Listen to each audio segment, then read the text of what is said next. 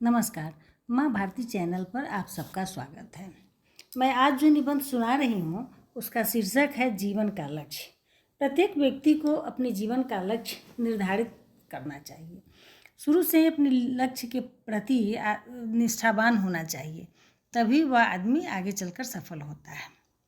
यह वीडियो आपको अच्छा लगे तो इसे लाइक कीजिएगा, शेयर कीजिएगा और सब्सक्राइब कीजिएगा। जीवन का लक्ष्य।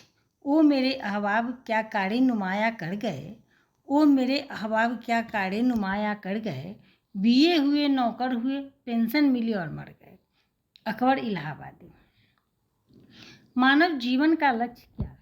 यह बड़ी उलझन में डालने वाला प्रश्न है। रुचि, स्थिति, अवस्था आदि की भिन्नता से भी जीवन के लक्ष्य में पर्याप्त विभिन्नता हो सकती है, इसलिए इसे इदमित्थम कहना संभव है।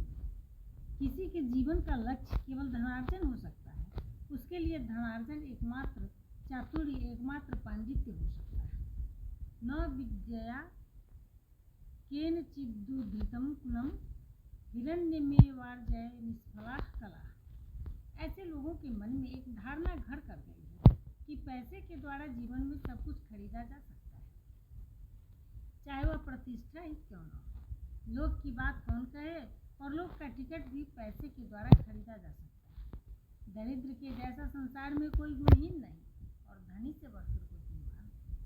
भर्तृहरि ने लिखा है, अस्यास्ति वित्तं स नरः कुलीनः, स पंडितः स श्रुतवान् गुणज्ञः, स एव वक्ता स च दर्शनीयः, सर्वे गुणाः कांचनमाश्रयन्ति। अर्थात जिसके पास धन है वही मनुष्य कुलीन है, वही पंडित है, वही शास्त्रज्ञ और गुणज्ञ है, वक्ता है और वही देखने योग्य है, क्योंकि सभी गुण कांचन में रहते हैं। ऐसा सोचने वाला अपना सारा जीवन कुबेर बनने में लगा देगा और ऐसी चेष्टा करेगा कि लक्ष्मी उसका पाद पीड़न करती रहे। कुछ लोगों के लिए जीवन भर ज्ञान की पिपासा, विद्या की साधना ही जीवन का लक्ष्य हो सकती है। समस्त शास्त्रों का रहस्य भेद कर आने वाली पीढ़ी को ज्ञान का नया खजाना लुटा जाना उनके पांडित्य का उद्देश्य हो सकता है। राजा तो केवल अपने देश में पूजा जा सकता है, पर पंडित समग्र संसार में। किसी का लक्ष्य शास्त्र निर्माण हो सकता है, वह अपने मनु, याज्ञवल्क्य और पराशर की कोटि में रखना चाह सकता है। वह अपने को मनु, याज्ञवल्क्य और पराशर की कोटि में रखना चाह सकता है। किसी का उद्देश्य काव्य या साहित्य का सर्जन हो सकता है, जिससे एक साथ यश, अर्थ, व्यवहार ज्ञान तथा शिवेत्तर रक्षा हो सकेगी। कवि तो प्रजापति तुल्य होता है। परमात्मा के लिए अनेक विशेषणों में हमारे वैदिक ऋषियों ने सर्वप्रथम कवि शब्द का प्रयोग किया। अतः क्यों न वह अपनी काव्य साधना का प्रकाश समग्र संसार के लिए छोड़ जाए। ऐसे भी व्यक्ति हो सकते हैं जिनका लक्ष्य पद प्राप्ति हो। वे सोच सकते हैं कि राजनीति की शिखर पर जाएं और राष्ट्र का निर्माण अपने हाथों संभालें, क्योंकि वे जानते हैं कि जिसके हाथ में सत्ता रहती है उसके इंगित के बिना एक पत्ता भी नहीं डोलता। चाहे कलाकार हो, चाहे कवि हो, चाहे पंडित हो, चाहे वैज्ञानिक, सब राजनीतिज्ञों की कृपा कटाक्ष के भिखारी होते हैं। कृपा कटाक्ष के भिखारी होते हैं। उनके भ्रिकुटी निक्षेप से देश में उथल पुथल मच जाती है। अतः जैसे भी हो, नीति की डगर पकड़कर हो या अनीति की अंधी गलियों से गुजरकर हो, शासन की बागडोर अपने हाथों ही लेनी चाहिए। ऐसा भी जीवन का उद्देश्य हो सकता है। कुछ ऐसे भी हो सकते हैं जो महान वैज्ञानिक बनकर प्रकृति के रहस्यों के तहखानों का पता लगाने में अपने जीवन की बाजी लगा दें। वे भी गैलीलियो, फैराडे, न्यूटन, आइंस्टीन की कोटि में अपने को लाना चाहते हों और मानवता की सेवा में कोई न कोई अमूल्य नियामत उपस्थित करना चाहते हों। कुछ ऐसे भी व्यक्ति हो सकते हैं जिन्हें न राज्य चाहिए, न वैभव चाहिए, न स्वर्ग सुख चाहिए। उनके जीवन का एकमात्र लक्ष्य है पीड़ितों की सेवा करना। व्यास के 2 अनमोल वचन हैं, परोपकार पुण्याय पापाय परपीडनम। परोपकार पुण्य देता है, परपीड़न पाप। अतः वे दिन रात कष्टों के कंटकों पर पांव रखते हुए मानव सेवा के व्रत में लीन रहना चाहेंगे। कुछ ऐसे भी व्यक्ति हो सकते हैं जो देश की सेवा के लिए एक वीर प्रहरी होना चाहते हैं।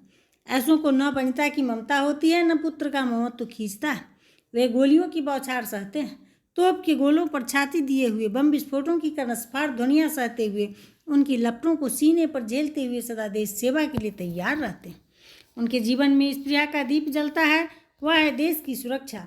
उससे बढ़कर संसार में और कुछ नहीं।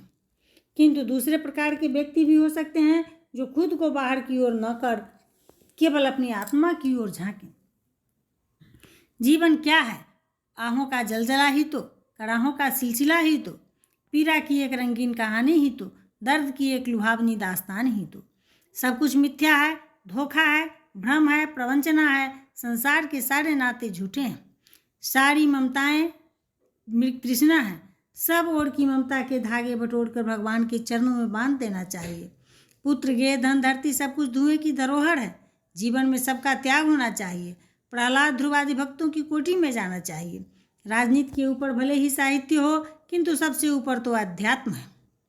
और इस प्रकार जीवन का लक्ष्य है भक्ति, परमात्मा की खोज, आत्मान्वेषण, एकांतिक साधना, सारे जागतिक बंधनों से मोक्ष।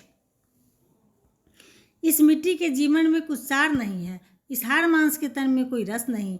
जो कुछ ही आनंद है वह परमात्मा से एकाकार होने में है। इस प्रकार जीवन के लक्ष्य भिन्न भिन्न हो सकते हैं।